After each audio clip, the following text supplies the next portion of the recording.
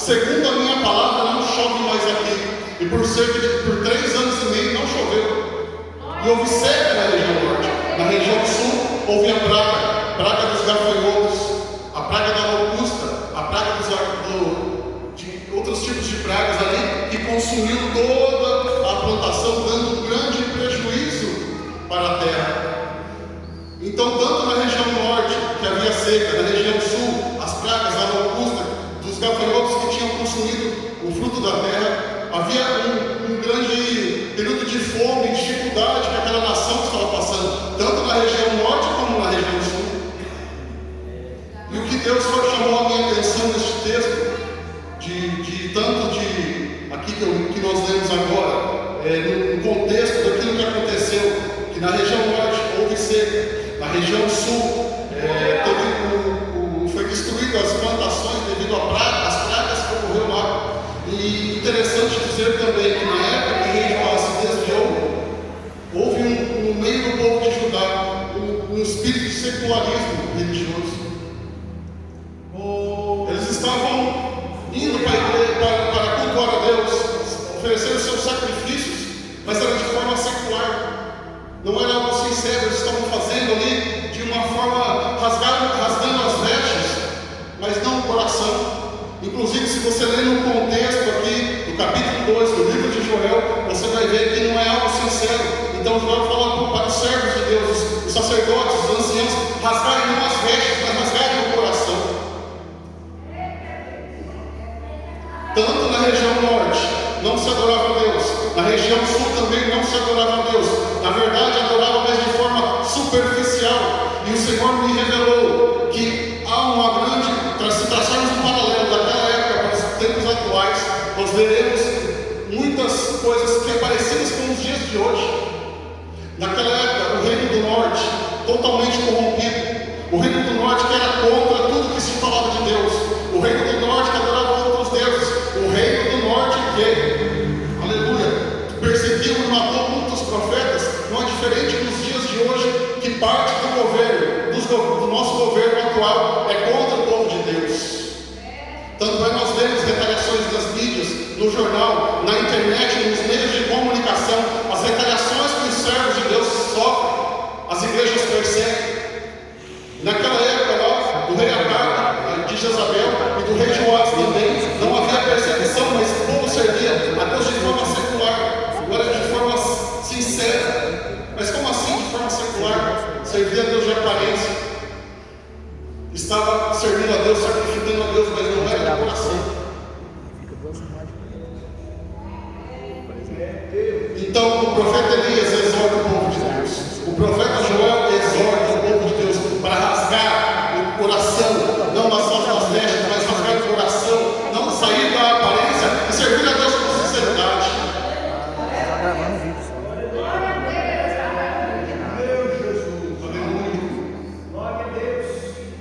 É interessante que o foco aqui do livro do profeta Joel se nós analisarmos aquilo que aconteceu, as profecias que Joel entregou para o povo de Judá, o foco do livro era o grande dia do Senhor.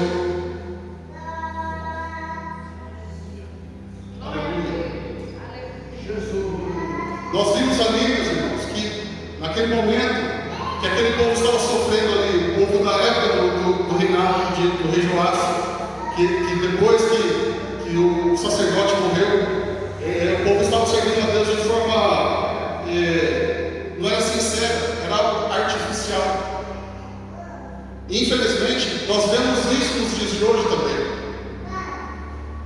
Não generalizando, mas tem muitas igrejas que se corromperam devido ao poder, à ganância e à riqueza. E o profeta Joel exorta a partir dos líderes que se arrependam e rasguem o seu coração pelas suas vestes. Aleluia. Então, no nosso meio, não pode haver, no meio do povo de Deus, não pode haver esse sentimento de secularismo. Porque tem gente que pensa assim, na igreja eu me visto desta forma, na igreja eu sirvo a Deus desta forma, mas lá fora é secular, o meu trabalho é secular, a minha faculdade é secular, o meu curso é secular, os lugares que eu vou é secular, e não pode existir o secularismo no meio de um povo de Deus que vai morar no céu. Porque a Bíblia diz em 1 Coríntios capítulo 10, versículo 31, portanto, quer comais, quer bebais, quer façais qualquer outra coisa, seja tudo para a glória de Deus. Aleluia! Você vem aqui para a igreja para a glória de Deus. O seu trabalho que você faz, não importa que tipo de trabalho é para a glória de Deus. A tua faculdade é para a glória de Deus. O curso que você faz é para a glória de Deus. Aleluia! Os lugares que você vai é para a glória de Deus. Tem um menino da hora que diz assim: que meus pés somente vão onde os santos possam ir. Onde os teus pés estão indo, onde os meus pés estão indo, Deus sabe, mas aonde o teu pé vai, onde as tuas mãos estão colocadas, é para a glória de Deus, é para a glória de Deus, é para a glória de Deus. Esses obreiros estão sentados aqui, sabe por quê? Porque é para a glória de Deus. Eu estou aqui porque é para a glória de Deus. Eu e você estamos aqui nesta noite e não esperamos, sabe por quê? Porque estamos vivos, porque é para a glória de Deus, é para a glória de Deus, é para a glória de Deus. E Deus está aqui nesta noite para receber a nossa honra e nossa glória.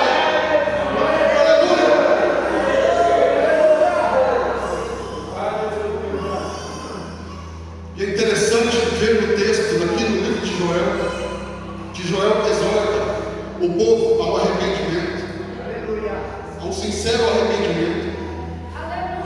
É interessante que nós vemos ali naquela época, né, tanto no aspecto natural, no aspecto espiritual, muito parecido, conforme eu falei com os irmãos aqui, naquela época dos dias de hoje. Aleluia!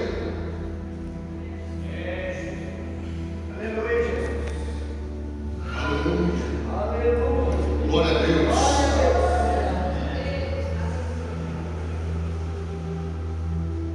E quando o profeta Joel ele anuncia a mensagem de Deus sobre o grande dia do Senhor, ele anuncia as pragas que viriam, as pragas que estavam assolando ali naquela época, tanto na região norte ali, como na região sul. Ele fala para o povo se arrepender. A primeira coisa que eu encontro nesse texto do livro de Joel é arrependimento. E esse arrependimento ele fala assim que, dependendo do contexto, eu queria que os irmãos repetissem comigo para ficar gravado. Fala comigo, dependendo do contexto. Mais uma vez para gravar, dependendo do contexto. Dependendo do contexto. Essa frieza, essa mornidão espiritual, que muitas vezes pegou toda uma igreja. Nós vemos que, se você analisar a história da igreja, houve esse esfriamento espiritual em outras igrejas que já foram o palco do Pentecoste. As igrejas de John Wesley que já foram cheios de fogo de Deus, cheios de Pentecoste de Deus, hoje são igrejas frias.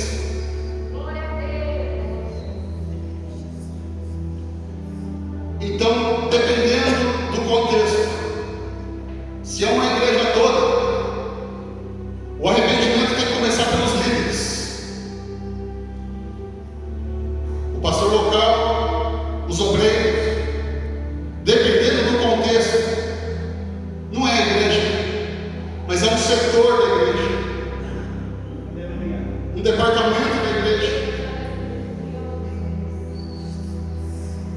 Se é um departamento, esse arrependimento tem que ser puxado pelos líderes que Deus levantou. Porque Deus não levanta líder simplesmente para dizer esse aqui é o líder, não. É para fazer a diferença.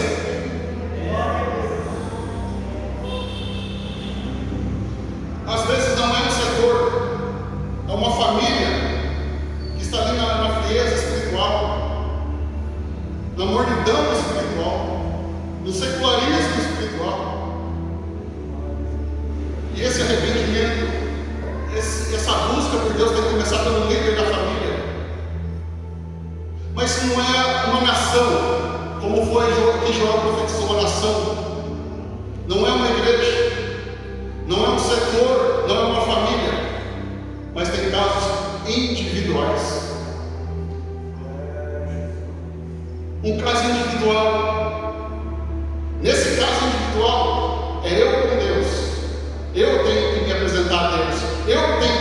rasgar meu coração diante de Deus.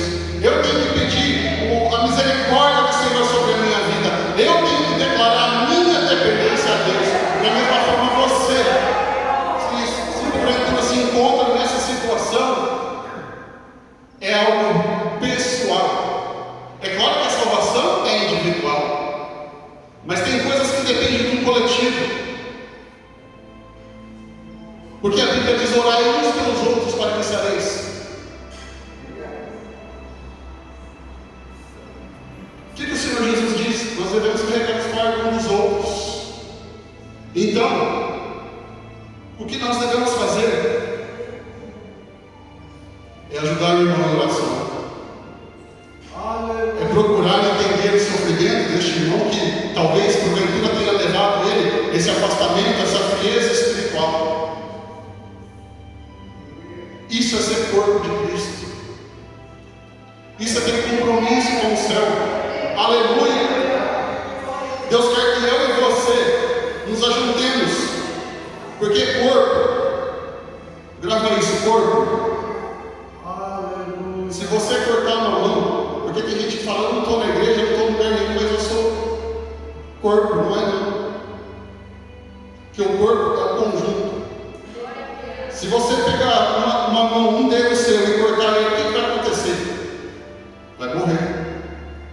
O corpo, a mão, o dedo precisa da mão, a mão precisa do braço, o braço precisa do todo o conjunto do tronco, da circulação do sangue, dos órgãos em funcionamento.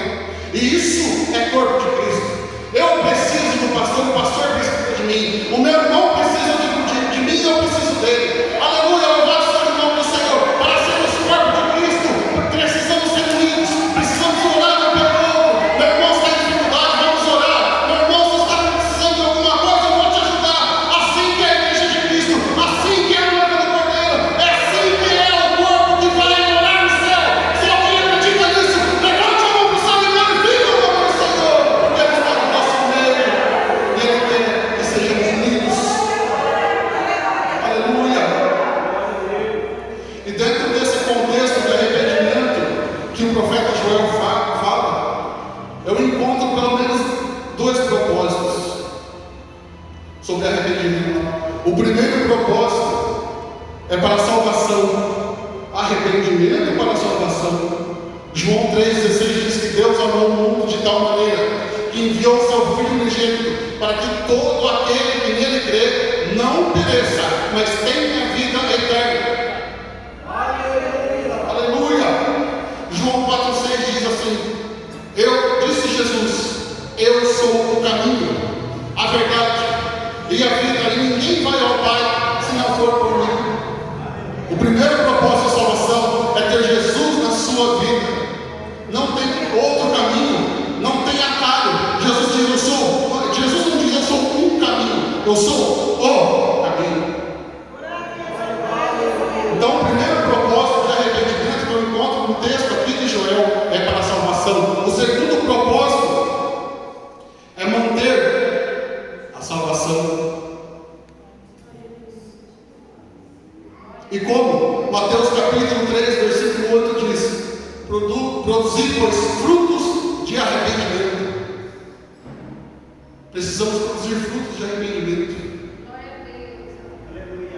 E que fruto que é esse? Gálatas capítulo 5, versículo 22 e 23. Mas o fruto do Espírito é amor, gozo, paz, longanimidade, benignidade, bondade, fé, mansidão, temperança. Contra essas coisas não há lei.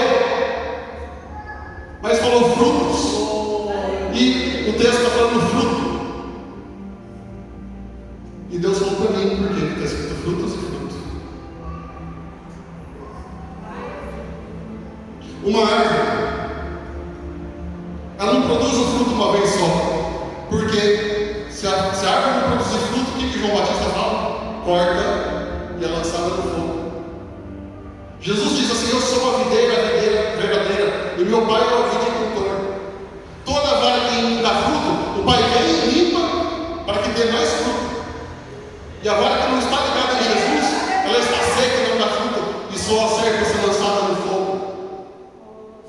Então, meus irmãos, o fruto do Espírito é continuamente produzindo fruto, é continuamente.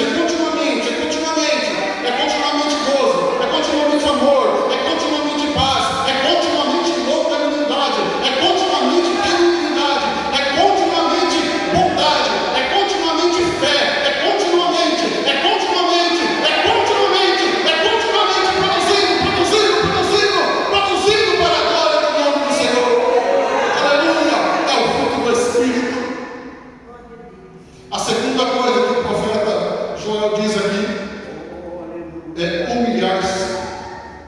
No contexto aqui do capítulo 2, ele fala para não rasgar as vestes, que era um costume da época. É rasgar o coração. Rasgar as vestes, eles rasgavam como um ato visual de humilhação. Mas Deus, ele queria que rasgasse o coração. Humilhar-se com sinceridade, de dentro para fora, não de fora para dentro. E quando fazem humilhação, logo na minha mente vem sobre Jó.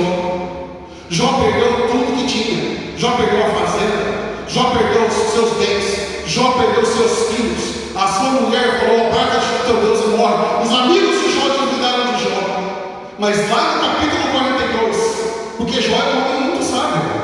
Se você ler o texto, Jó era um homem muito sábio. Mas Jó teve a sabedoria dele diante de Deus como nada. E ele reconheceu que ele era totalmente dependente de Deus. Ele se humilhou e disse para Deus assim: bem sei que tudo podes, e nenhum dos teus propósitos pode ser impedido. Louvado seja o nome do Senhor. Jó se humilhou diante de Deus. Nós precisamos nos arrepender. Nós precisamos nos humilhar diante do Senhor, se nós queremos ver que Deus opera na nossa vida.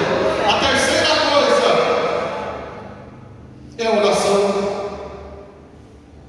Lucas 24, versículo 49, o Senhor Jesus disse: eis que envio sobre vós a promessa do meu Pai.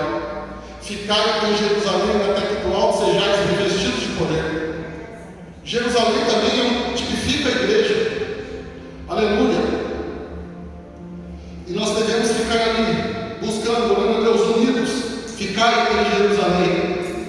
Em Deuteronômio capítulo 4, versículo 29 diz: então dali, dali da igreja, buscai ao Senhor teu Deus e o acharás, quando buscares de todo o teu coração e de toda a tua alma. Buscar a Deus na oração de todo o coração, de toda a alma, abrir o coração, como Ana fez. Oh, aleluia! Louvado seja Deus. E orar, abrir o coração diante do Senhor. Atos capítulo 1, versículo 14 diz: todos prevaleceram unânimes, permaneceram unânimes em oração e súplicas, as mulheres e Maria, mãe de Jesus, com os seus irmãos, orando juntos. Primeira coisa, aleluia, arrependimento, humilhar-se diante de Deus, rasgar o coração. Terceira coisa, oração. Orar com propósito. Tem coisas que a gente tem que orar no particular com Deus sozinho ali. Mas tem coisas que nós temos que orar juntos. Somar forças na oração. Aleluia, louvado seja Deus. Em Atos dos Apóstolos, capítulo de número 2. Aleluia. Do versículo 1 ao versículo 4. Aleluia, glória a Deus. Diz ali: cumprido-se o dia de Pentecostes, estavam todos reunidos no mesmo lugar. De repente, veio do céu como um som veemente e impetuoso, e encheu toda a casa em que estavam assentados, e foram vistos com deles línguas repartidas como que de fogo, e pousaram sobre cada um deles. E todos foram cheios do Espírito Santo, e começaram a falar em novas línguas, conforme o Espírito conseguia que falassem.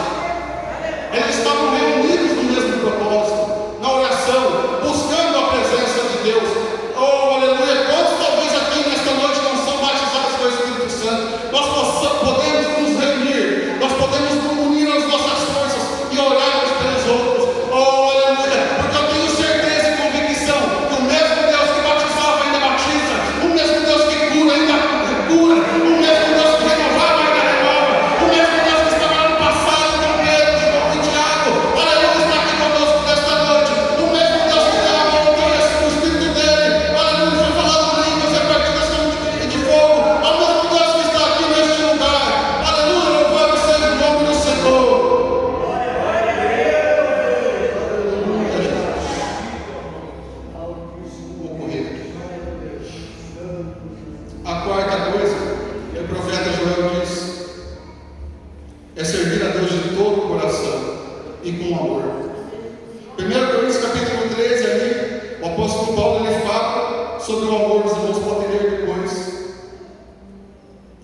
que ainda que eu falasse a língua dos anjos, dos homens, sem amor, seria como um metal que soa, como um sino que tine.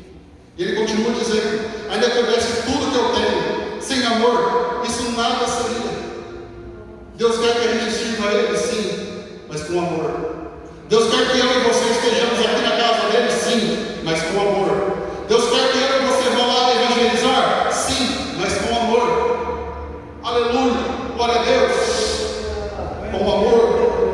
Deuteronômio capítulo 26, versículo 16 diz: neste dia, o Senhor teu Deus te manda fazer estes estatutos e juízos, guarda-os, pois, e faz-os com todo o teu coração e com toda a tua alma. Olha que interessante, o Senhor teu Deus, quando eu leio, pastor, quando eu leio esse texto, fala Senhor teu Deus. Irmão, às vezes eu choro assim, eu falo, Deus falando que Ele é meu, Deus, o Todo-Poderoso, irmão. É o Deus que nem o céu dos céus podem conter a sua glória. O Deus que está sentado no alto sublime trono, que está acima de todos os reinos, principados e potestades, falando que é meu Deus. Você pode para pensar nisso, irmão? A intimidade que Deus nos concede, falando assim: eu sou teu. Aleluia. E esse Deus de amor está aqui nesta noite. E Ele está interessado em ter mais comunhão, mais intimidade com você e comigo. Aleluia. Aleluia. Bem interessante esse texto aqui que eu li agora. Que é uma ordem, estatutos e juízos, fazer de todo o coração, de toda a tua alma. Eu peço para a igreja ficar de pé, que a hora já não nos aguarda mais.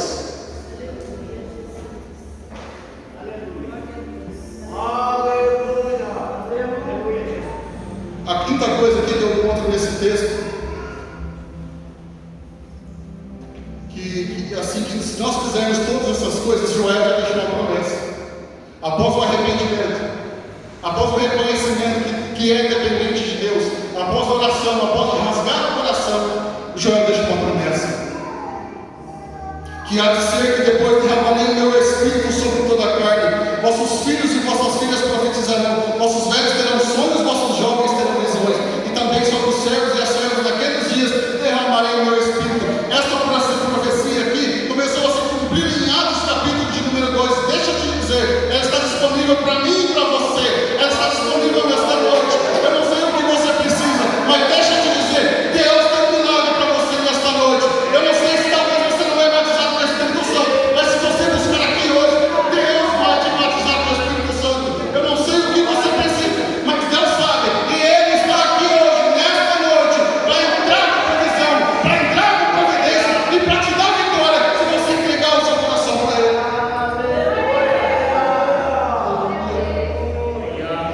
Eu acho tão tremendo quando eu leio aqui a Bíblia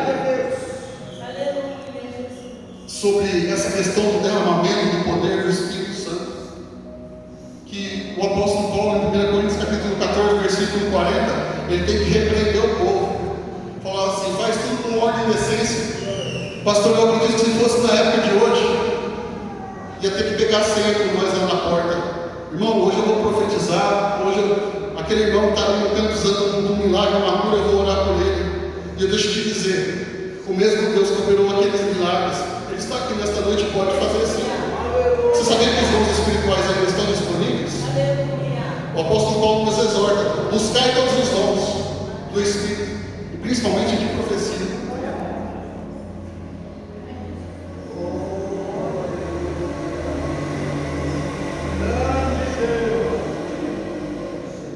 Meus irmãos, vamos orar neste momento. Aleluia. Se você sentir no coração de vir até aqui para receber uma oração, os pastores que estão aqui para estar orando. Aleluia. Aleluia. Glória a Deus. Aleluia.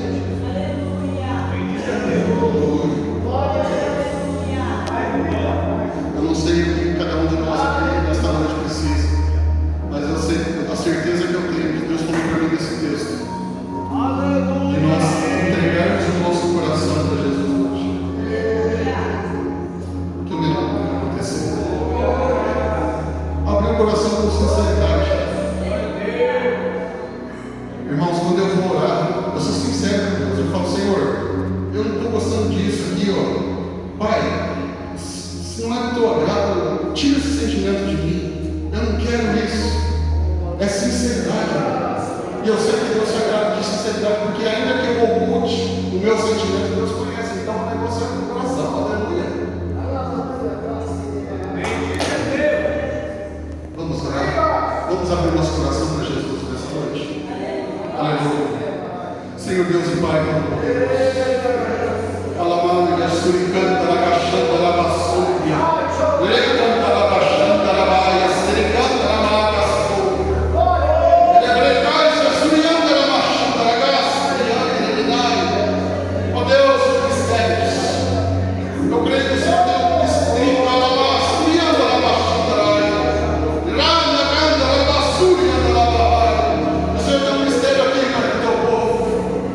Pois tu és o Deus que conhece os nossos corações, as nossas entranhas, Pai. O âmago da nossa alma não é segredo para o Senhor. Meu Deus, aqui está, Pai, o teu povo reunidos, estamos aqui, reunidos no teu nome, Senhor Jesus, para glorificar, exaltar e engrandecer tão somente o teu nome. E nós chegamos aqui diante da tua presença, Senhor, abrindo o nosso coração, rasgando o nosso coração diante de ti, ó Pai, e apresentamos a ti as nossas necessidades, as nossas dores, ó Deus.